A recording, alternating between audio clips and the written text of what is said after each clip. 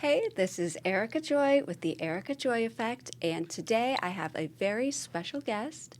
I have Gillian Kohn here with me, a talented jazz musician in the Charleston area. So welcome, Gillian, and thank you so much for being here. Thank you so much for having me, Erica. I'm excited to talk with you today. Absolutely.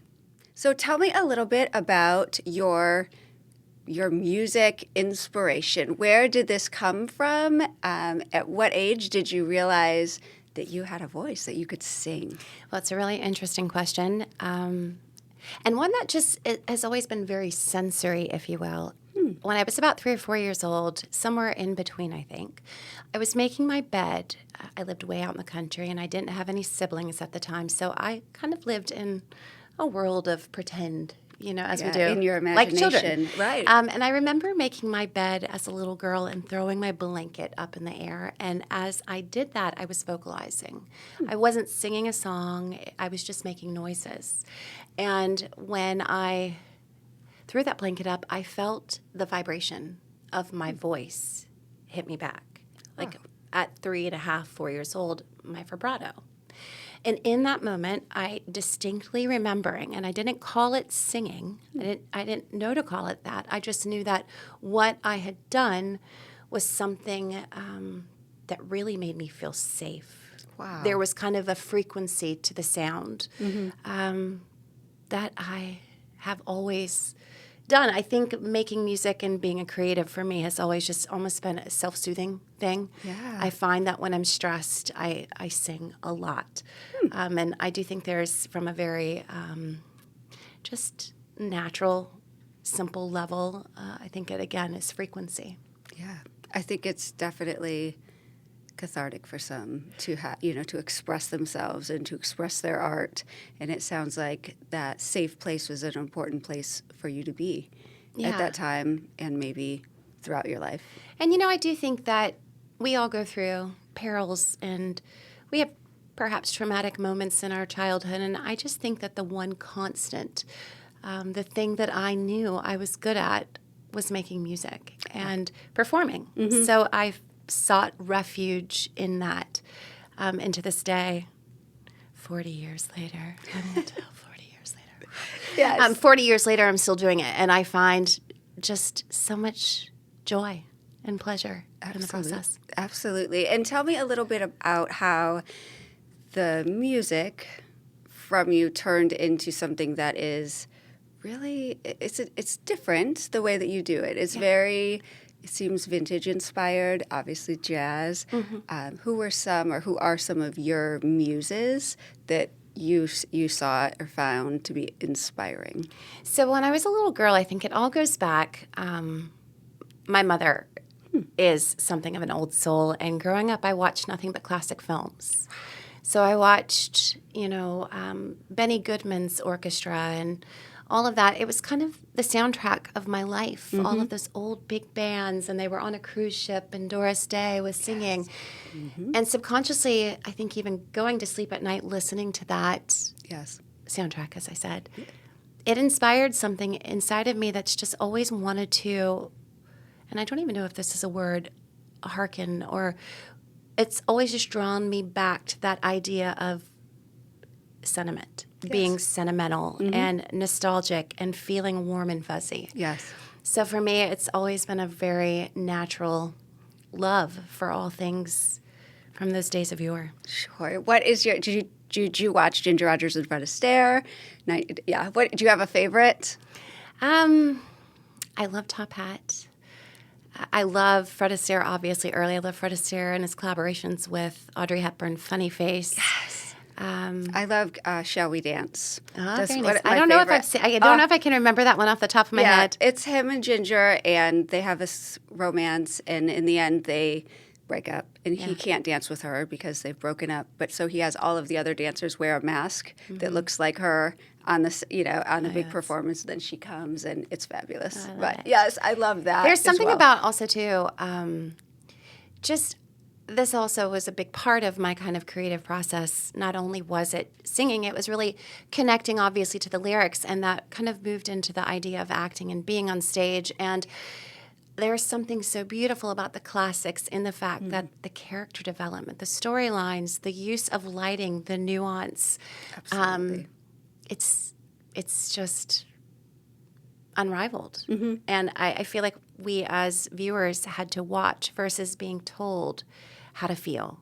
We really had to discern, and that's something that if I can, in just a small way, keep that ideology of we don't need to be entertained in 3 seconds, that we can actually sit back and think and for ourselves. Yes. So I think I love that. I think that's so true. And I love as well, everything's not so obvious, and if a couple is about to go have some sort of a romance, it ends with a kiss, and then it leaves the viewer to imagine in their mind what comes next. It's lovely. Yeah. It's So different. I'm all about like character development, and I think that even in life, we all want a kind of quick answer. We want to get to our dreams quickly. We want what we want right now. Yes. And for me, this is a commitment. It's my life, and I will make music. I will be a creative until I die. Yeah. So It's the journey along the way, and Right. it's a marathon, not a sprint, as they say. And I've heard recently which is ironic as we sit on a YouTube podcast, but that we're kind of collectively as a society that our attention spans have decreased tremendously. And I think a lot of that is that instant gratification, and we've become accustomed to that. And you lose something in that, some sort of a piece of the magic. Well, I do think there's something disheartening. I think about it all the time. I have 2 teenage sons, and I remember as a child waiting for Saturday morning to watch cartoons. Right. And the excitement of waking up at 6 o'clock when your parents were still asleep and watching that, or watching Sesame Street at 4 p.m. or at 7 a.m., watching the same rerun and learning as much. There's Right. just something we didn't have. I didn't have. And I kind of wish we could go back to that because you want it more when it's just not there for you to have.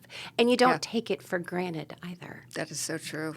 Yeah, I could see that with my children as well. I think of that even just the snow days. I don't know if you had any snow days where you grew up, but that's not a thing anymore because of, they can do schooling on their computers and schooling at home. But that used to be such an exciting thing to see on the news, the scroll at the bottom that your school is not open. And, well, we had talked about that, or my boys, we talked about that this past year because obviously in Charleston we had our first snowstorm in something like 7 years. And I remember distinctly saying to my boys, we had to watch the local news and it had to scroll at the bottom and That's you right. just had to hope that your school district or the school that you went to was listed you up. you hoped. Kept your fingers crossed. Yeah, I think, though, and there's a hope inside of me that there'll be other things like that, that they will remember. But I agree, some things that were special have been lost along the way. And I don't think at any point it should be so much a matter of holding tight to things. Things Right. evolve and they change. So it's nice to have, perhaps like myself as a performer, it's my mission to take you back in time, Right. to make you remember memories, to be sentimental, like I've said. But perhaps it's just having splashes and a little dash of that thought that, sitting down and watching someone sing or listening to words that are belletristic and flowery and about gloves. Who wears gloves? Right. Unless you're out in the snow. But yeah, Yeah. it's beautiful. Absolutely.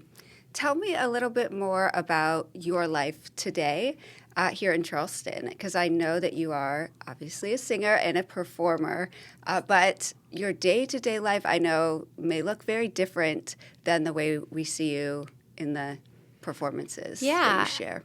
Well, I have a husband, and we are celebrating 20 years together, 15 years of marriage, which Congratulations. feels like a feat It is. in and of itself. We got married in Vegas and said that we loved everything we knew about each other, although we had been together for a long time. But I live with my husband, and although he's relatively young, he battles multiple sclerosis, which is debilitating and really beyond articulation. It's really hard as his partner, as his wife, and now care partner, to watch the decline. But even that being said, it's given me such a sense of appreciation. That's amazing. And so I live with my husband, Mark. And also we have 2 boys. I have a near adult, almost 16-year-old son that lives with moderate to severe autism.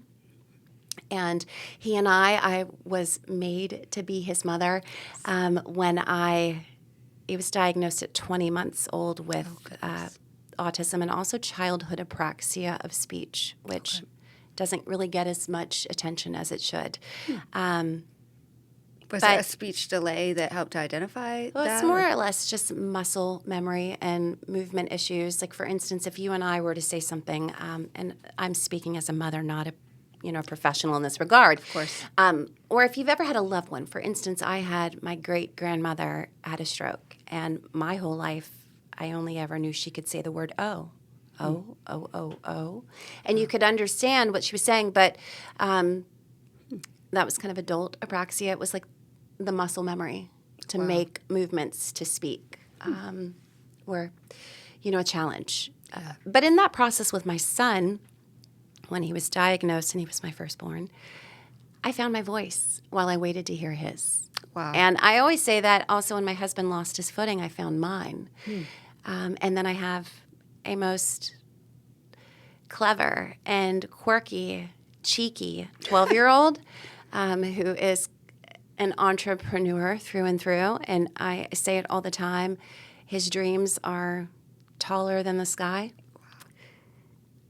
Yeah. So lots on the plate, being a dreamer full-time and a creative, which is really hard. Yes. And also manning the ship, if you will, in many different capacities. Absolutely. I am amazed, actually. Thank you. I appreciate it. It's not something to, I think about this all the time, and so many people have told me, even from the point when my son was first diagnosed, which was really challenging as a first-time mother to accept. Mm-hmm. It took me about a year of grieving what I had expected of the process, meaning I think I'd already laid out everything, the milestones. This is what was going to happen and how it would unfold. And learning to kind of let go of those preconceptions, learning to let those go, I really found all the things I'd aspired for, all the things in actors training when I was young in New York. Be in the moment, be present. My son taught me that, to be very present in the moment and to celebrate every win, no matter how small, no matter how large. I'll never forget the time he used a spoon or the time he waved to me. And he learned to wave from Vanna White on Wheel of Fortune. I love it. Because she would always walk across. Yeah. But there's beauty in that process. Tell me a little bit, and speaking of kind of your preconceived timelines and those things, how, when you first started off, and I want to get back to that New York in acting classes in school. That sounds interesting. Oh, it was fun. I bet. Very. But how would you kind of define success today for you, and how has that maybe changed as you've grown? Okay, so this is really something I'm really excited to talk about this because I've been in a place, I'm 43 years old, and I've always kind of held a proclivity, a kind of feeling about this number. I've seen it in my life in so many ways, and I believe 43? Yes. Oh. And I believe there is no such thing as a coincidence. And everything happens in life the way it's meant to be. And I do feel this year has just been of its own making a very cathartic, kind of liberating, renewing, or renewal, if you will. It's been like a soul renewal, a rebirth, as I said, my renaissance. Yes. But I am very much trying to define, as I jokingly say, my ship is in its port and it could sail at any time. And I'm romantic about that. I do realize we have one life to live, and it's not a dress rehearsal. We don't get a second chance at this. And what do I define? What is success? Well, for me, success is a few things. Success is when preparation and opportunity meet. When you're prepared for the opportunity, success is there. It's knocking. It's waiting. So in my life, everything I do, it's just preparing. Right. In regards to success, what is it? Yeah. Success and happiness and every emotion you have in life is fleeting. And that's why I say sometimes the hardest things in life are the best. They're the blessings. Yes. Because you only know, as kind of a framework, you only know the good times because you've had the bad. Right. I think I am successful, and I'll tell you how and why. I have two very happy children who are both flourishing at schools where they are studying things that I know light their souls. I'm successful because I have an honest relationship with a partner that loves me for who I am. Do we have a lot of money because I'm a breadwinner and my husband is on disability? And no, I'm struggling for the very basic necessities most days, like eviction and vulnerability for food and utilities and things like that. And that's just the burden of being a provider and all those things. And in life, at any moment, any one of us will experience something so catastrophically life-changing that it just changes the whole course of everything.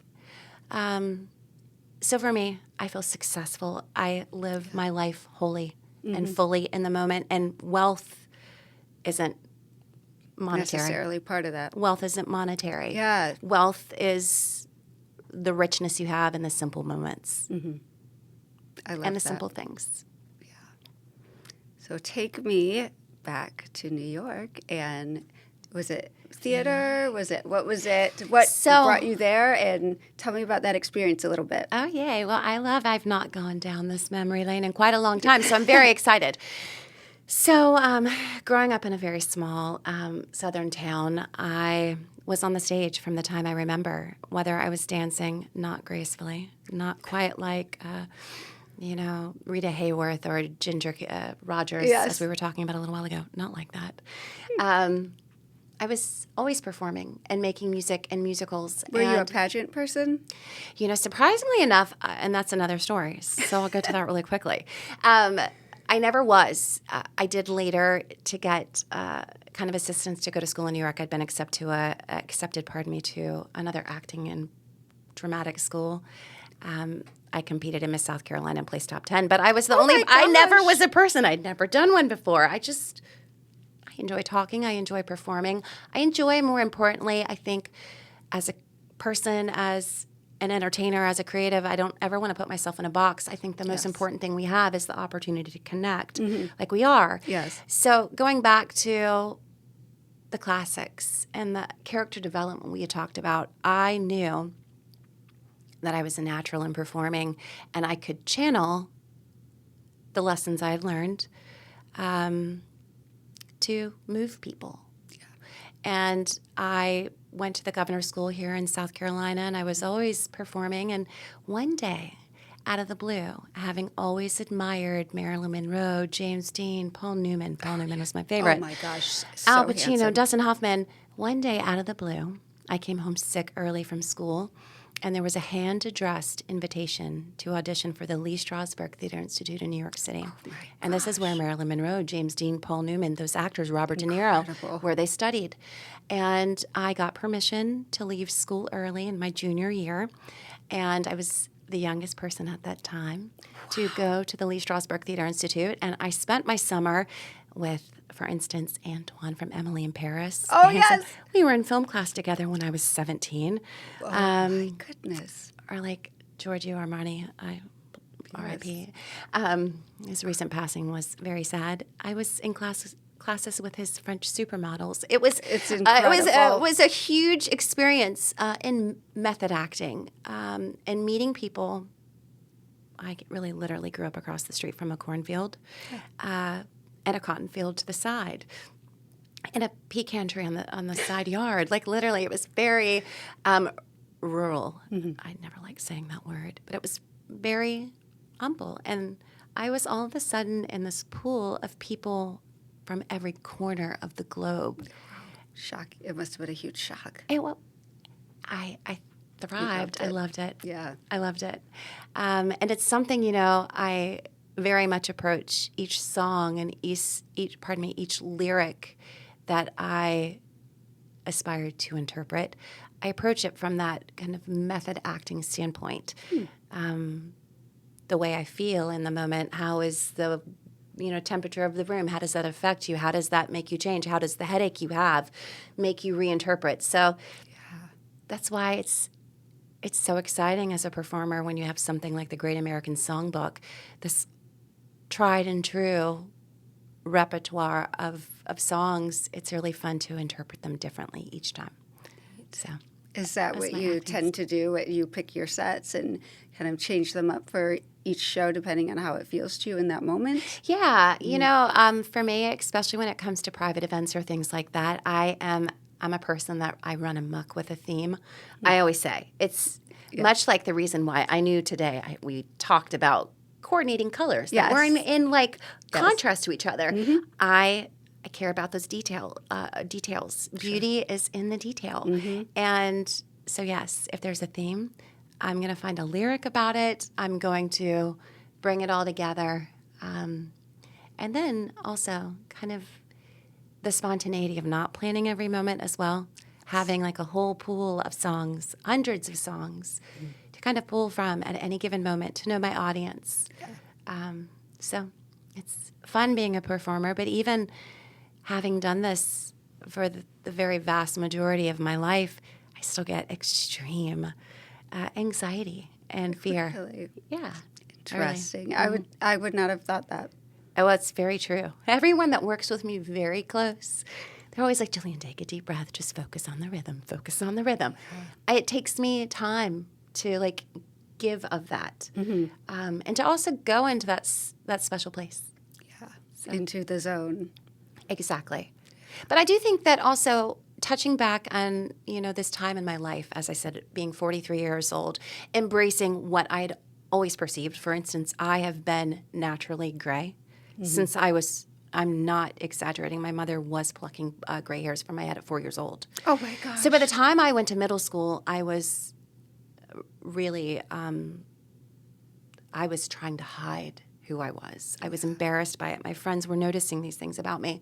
Interesting. And this last year, just really embracing all of my perceived imperfections, the things that I felt like I needed to hide. I love that you say you're perceived. Because they are. They're perceived by you, but they're not really imperfections. They're just something that make you perfectly you. Yeah. Perfectly yourself, an individual. I think every day waking up, and as I said, it's like the king and I getting to know you. Yes. I'm getting to know myself and who I am and finding comfort in what I am. As I said, it's not a dress rehearsal. We're working every day to be the best person that we can be. Good. But I agree with you about not necessarily believing in coincidence, but preparation and timing. And to me, there's some sort of divine timing that we can't necessarily understand, and we certainly can't create it ourselves. But how would you encourage another woman or man or person who's in your same space coming up? How would you encourage them to be prepared?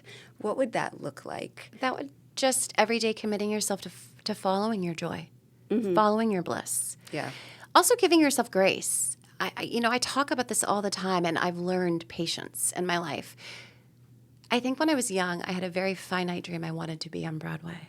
I wanted to be on stage. Do you still want to be on Broadway? Yeah, if the opportunity comes, I'll be there. I'm ready for it. But there's not just one dream. Sure. There's an old film, and it's perhaps my favorite quote in a film, and it was Katharine Hepburn and Fred McMurray and Alice Adams. And it so happened I was in college, and I was preparing to travel abroad to visit friends, and I was working a lot. I was working double shifts at this restaurant. I've always loved working in the restaurant industry, especially as a young person. But I listened to Katharine Hepburn say, as I was trying to catch a 20-minute power nap in between shifts, Fred McMurray, the father from my 3 sons, he said to her, "How do you feel right now?" And they were sitting on this grand patio, and the violins were playing, and the summer breeze was blowing.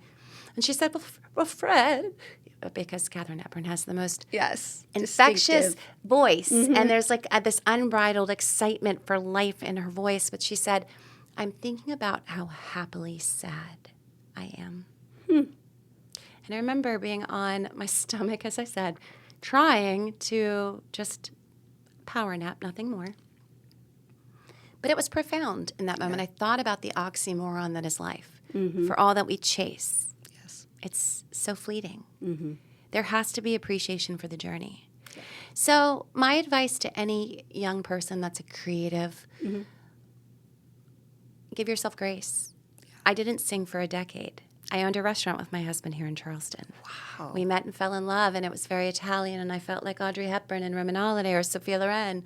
Oh. And it started in Naples. I really gave myself to this ideology, and I learned so much about business. I didn't sing for a decade. And I thought that I would be destined to be a lonely bathroom singer my whole life. But the dream was always there. Yeah. I never gave up on it. Mm-hmm. And anytime I had an opportunity, I put it out there. I told the universe what I wanted. Yes. And so it's just shouldn't be deterring for any person to find that they're not successful based off their timeline or what success is. Mm-hmm. I think for me, I define my success in the fact that as a mother, my boys have seen for the majority of their lifetimes their mother actively believe in herself and push to accomplish her dreams. Yes. Which, by and large, when the dream comes, when success comes, or success is here. Yes. That's the dream. The dream is to be an example. And come what may, I've lived my life and I'm living my life actively every day. Yeah. Being true to myself. I think it's an incredible and beautiful lesson that you're teaching your sons about taking care of your husband. Because I'm sure you did not foresee some of the things. No. You know, it's really... no one expects. Yeah. And I have no qualm with being emotional because something like this, it is emotional. Yes. You never imagine your handsome young husband wearing Depends or having no bladder function or some mornings not even being able to walk to the bathroom without falling. Gosh. You never imagine as a partner when you make a vow that one day you're going to be pulling the whole weight. Mm-hmm. Yeah. And you maybe think maybe in old age, maybe when we're 100 or so, but you don't. But honestly, and this is the truth, I won't mince my words. Multiple sclerosis, I always say I don't have an opinion about something unless I've gone through it. But multiple sclerosis, it does firsthand. It affects me differently. It's not affecting my body physically, but it has affected my whole family. Yeah. Any diagnoses, they affect a whole unit. Mm-hmm. You don't plan for it, but you make the most of what you've got. Yeah. And I honestly, truly believe that the hardest things life hands us or how the cards are dealt, I believe they're your greatest opportunity for blessing. Mm-hmm. If you can find the good in it. If you can channel the hurt into something productive, into something inspirational. Mm-hmm. So, it's a journey, day by day. It is. And do I wish at times, selfishly, that things were different? Mm-hmm. Of course I do. Yeah. I still want to take ballroom dancing lessons with my husband, and it most likely won't happen. Yeah. And the timeline for travel, it's going to get to the point where it's really hard. And I question myself because I have, as I said, a very brilliant near-adult son who has been my greatest teacher in this life. The kid is just incredible. I question myself every day. How will I emotionally care for my family? How will I financially care for my family? How will I physically care for my family? Yeah. There will be a point when I'm not able to get my husband in the shower, or I'm not able to put my son's socks on because he still can't do that. Yeah. But it's one day at a time, one moment at a time. And sometimes I say it, just one foot in front of the other is good enough most days. Just do it and get through it and work through the pain. Yeah. You got to get to the other side of it to look back on it and say, you know what, I'm stronger. And I think that's where I'm at this point in my life at 43. You're just starting. 43. Everything is an adventure. Every day is a new adventure. It is. It's growing and learning and evolving. But I do think there was something fun I was going to say, and I can't remember. I do that. I'm losing my mind as I get older, too. Same. I find that, like, I don't know if it's a perimenopausal thing, but Who knows? I feel like brain fog is real. Yes. And I do think stress is also sure. plays a factor in that. But it's a beautiful journey. And I think that we all have the ability to control that, at least, our viewpoint. And I think, as you said, some of our emotions are fleeting, some of our experiences, but I think we can choose to be positive. We can choose to see the good or make the most of it. I mean, exactly. For instance, there have been, this is something that's success to me. There have been moments when I've not had anything in my fridge or in my cupboards. And when I've taken my family to the grocery store, I have children that are thankful. Yes. They're thankful for that. Yeah. I've never seen a family more excited to go to Aldi's and load the cart. Yeah. So in the hardship, there is appreciation for the simplest things. And really, honestly, in life, the simplest things are the best. Yeah. So come with me. Yeah. You know. And it feels really good to know that your children's appreciation, you've somehow helped to teach them that or instilled that in them. Yeah, I think that's just, it's the story of life and love, you know. It is what it is each day. Yeah. And some days obviously are better than others. And, you know, I do. I feel sad many days and not guilty, but sad for my youngest son in particular. My oldest son is the happiest, most joyful person that I know, that I love. But my youngest son has had to deal with a lot that hasn't really been fair. Yeah.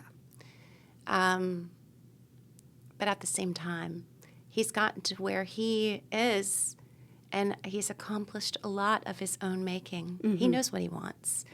And that's been the beauty of the lesson is he is going to make it happen. I don't have to tell my son, go inside and study. Get prepared for this test. Begin as you mean to go on, although I do say those things. Yeah. I haven't had to do that because he wants to do it for himself. That is awesome. So, again, that's success for me. Yeah. So at 43, you're kind of coming into this new phase of appreciation for yourself, for your body, for the way that you look, continuing to express yourself as you've done.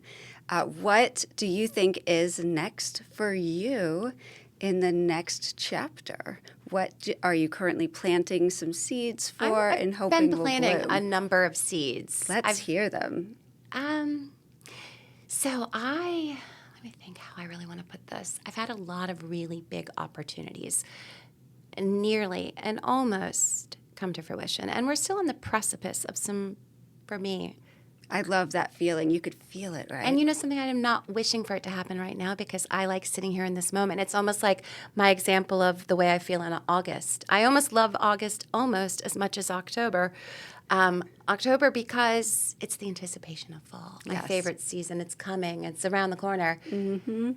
I want to travel. I would love to have the opportunity to continue doing what I love, performing and taking my family places they've never been. I want that. I didn't really have I had a lot of travel stateside when I was young because my parents are both from different coasts. My father is from New York. My mother is from Seattle, Washington. I was born in California, moved to that cornfield in South Carolina.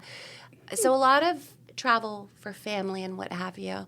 But I want to give my boys an opportunity to share in seeing things that I didn't get a chance to see until I was older and on my own. Like I want to take them through Europe and, you know, all of that. So the dreams, it's just every day, as I say, nose to the grindstone, pushing. And one of my very favorite quotes in life, and I think it's pertinent, is constant, gentle pressure every day. Constantly, gently pushing. for what you want. And it's not just one thing. Mm-hmm. Well, thank you so much. You're I have just gleaned so many little sparks of interesting and thoughtful pieces that you've shared of your life. And I appreciate your willingness and openness to share those things with us. Thank you. I hope that we can have many more conversations in the future. And I have not a doubt in my mind that you are really becoming and will continue to become who I'm meant to be. Every day. Exactly. Okay. Every day. Ta-da. Whatever will be, will be. Yes. And just being a good person every day. Ethically good. Yeah. That's what I want. And I strive every day to be kind. Because kindness is free. And it's so impactful and so meaningful for families like mine. Yeah. You know, families Absolutely. living with significant disabilities. Yeah. So kindness, spread it every day. Spread And joy. it. Erica Joy. Yes. Thank you so You're much. welcome. And thank you for tuning in today. We will see you next time at the Erica Joy Effect. Bye, guys.